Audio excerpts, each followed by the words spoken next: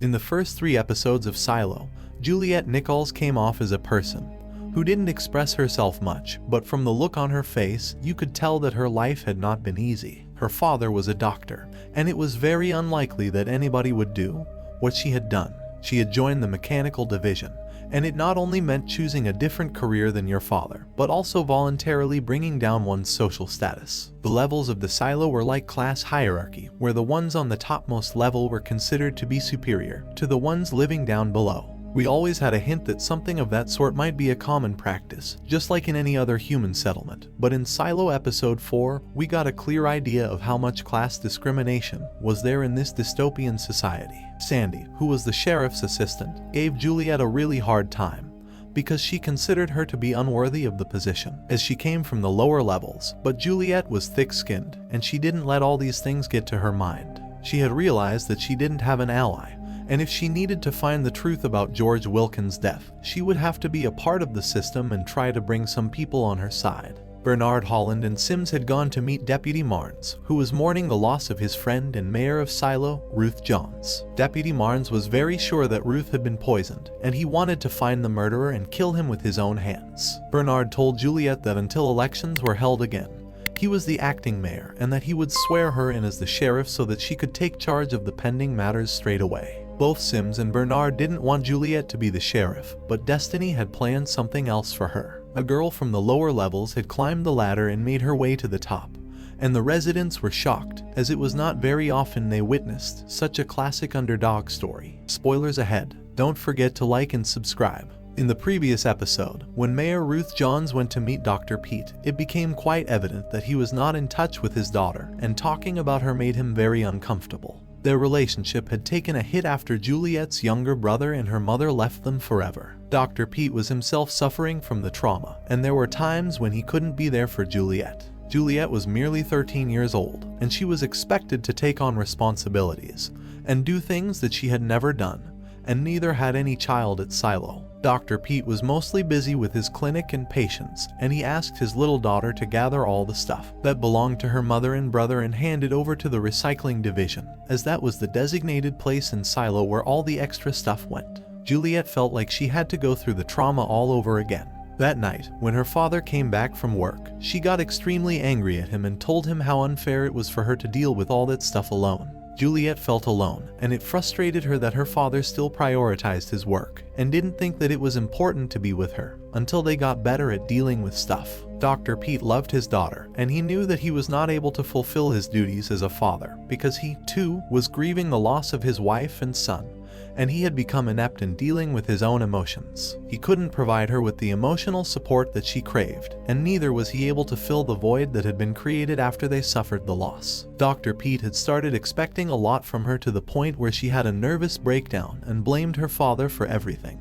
Juliet just didn't want to think about it any longer, and one day, she packed up her things and left for the mechanical division, in a hope that she would be able to escape her feelings. Martha knew Hannah Nichols, Juliet's mother, and she realized that Juliet had run away from her house without telling anyone. Juliet had brought her letter of permission, and she told Martha that her father wanted her to shadow the mechanical workers. Martha knew that the letter was forged, and she informed Dr. Pete immediately about it. When Pete came, he just asked Juliet one thing, if she was happy or not. Juliet knew that she was good at mending machines, and additionally, the excessive work helped her not think about her mother and brother. Pete decided to let Juliet do whatever she wanted to, and Martha made her the shadow of a young Knox, who later, as we saw, became the head of the mechanical division. Sims had met Deputy Marnes, and he had tried to convince him about making Paul Billings the new sheriff, and removing Juliet from the position. Deputy Marnes would have probably sided with Sims had Juliet not met him before and told him what was on her mind. In Silo Episode 4, Juliet realized that nobody wanted her to be the sheriff, and they were all scratching their heads as to why Halston had chosen her to be his successor. From Sandy to Bernard Holland, everybody looked at Juliet with a suspicious eye, as if she were a creature belonging to some other realm. Juliet knew that she needed to have an ally, and that is why she talked to Marnes after she found him fighting with a man on one of the levels. Marnes was mourning the loss of his beloved Ruth, and he just wanted to find and kill the murderer as soon as possible. He was not able to find any potential leads, and that is what made him even more frustrated. Juliet made a pact with Marnes and told him that she could help him find Ruth's killer, provided he helped with the George Wilkins case. Juliet also showed Halston's badge to him, which Ruth had given to her. The word truth was engraved on it, and Marnes realized that Halston had found some potential leads that he wanted further investigated. Marnes might have despised Juliet and would have considered her unfit for the job.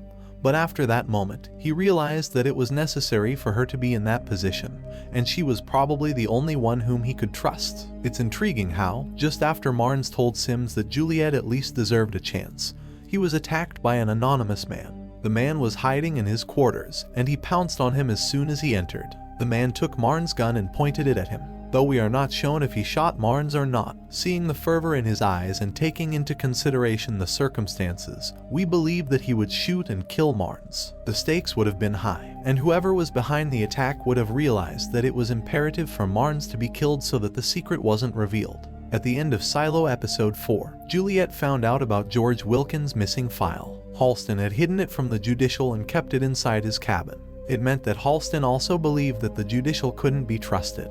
The two people who had an immense amount of faith in Halston were now dead, and it seemed like a planned murder, probably because they were getting close to unraveling the truth or a part of it. Martha contacted Juliet, and she told her that she would need her help with a device that was probably a relic that she had recently found. That device might contain some information that would lead Juliet closer to the truth and tell her who was responsible for all the murders that were happening in the silo. Juliet also met a man named Lucas, and the way he approached her, it felt like he wanted to say something more. In the upcoming episodes of Silo, we will come to know what his real motive was for talking to the sheriff. There were hints all around Juliet that there was some foul play happening that she and the other residents were unaware of, and in the upcoming episodes, we would see her carrying on her quest to bring the truth to light. Thank you for joining us on this journey, and I hope you enjoyed the Silo story.